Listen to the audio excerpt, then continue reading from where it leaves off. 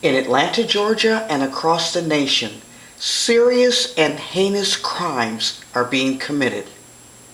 Not by the Klan, not by white supremacists, but by young black boys. Black on black crime has hit an all-time high, and nothing is being done or said about it.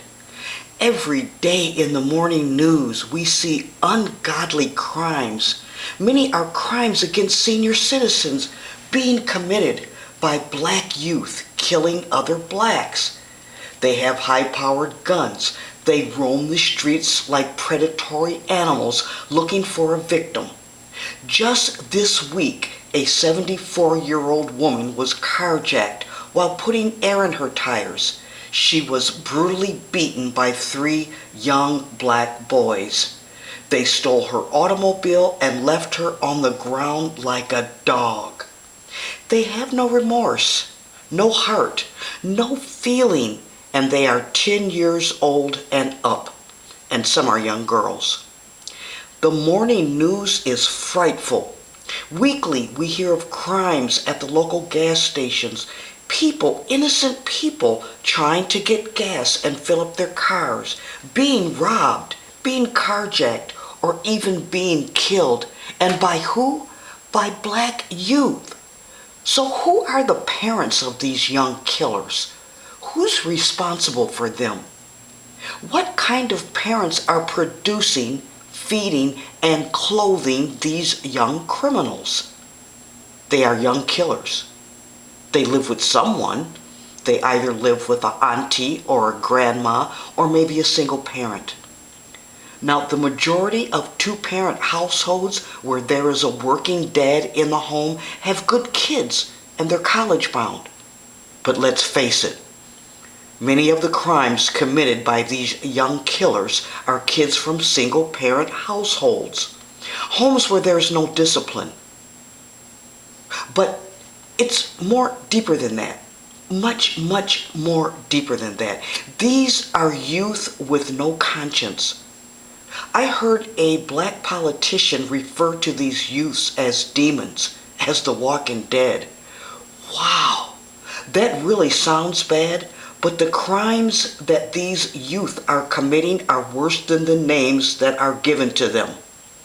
The thing is that when the issue comes up in conversation with other blacks, all kinds of excuses are given for these young killers and their reign of terror. The black community isn't really addressing this problem, and the churches aren't talking about it either. No one is marching in the streets about the black on black killings. Blacks march when there is a cop killing, when a cop kills a black man. But what about marching for the everyday killings of black on black crimes? So many will say it's because there's no jobs, that there's nothing for the youth to do. But isn't it the responsibility of the parents of these youths to make sure that their offspring are doing their homework or to manage the extra time of their children? And they are children. Now, the vagrancy laws and juvenile delinquency laws are on the books. Also, the youth curfew laws are on the books. But in the night, in the evening, you see teenagers cruising in cars or walking in groups looking for trouble or looking for a victim. And what responsibility do the parents or adults in that home have? Some have suggested that the parents or adults in that home should be fined or put in jail for not keeping up with their kids. Possibly that would curtail the reign of terror black youth are putting on their communities. There was a case recently where 3 black youth kicked in the door of a senior citizen, tried to rob them. But the homeowner turned the tables and shot and killed the young criminals. Later on in the news, the mother and grandma of these youth who did the killing, who broke in, obviously they were upset. And the mother and grandma demanded justice for the kids because they're just young boys. saying, oh, he's a good boy. He just didn't have a job. Are you kidding? You know, people have a right to defend their home. People work hard to keep their homes, and they have a right to stand their ground against killers, killers of any age. What would you do? I'm waiting for the black community to begin speaking up and speaking out about the young black youth terrorizing neighborhoods and communities. Black on black crime is swept under the rug by other blacks.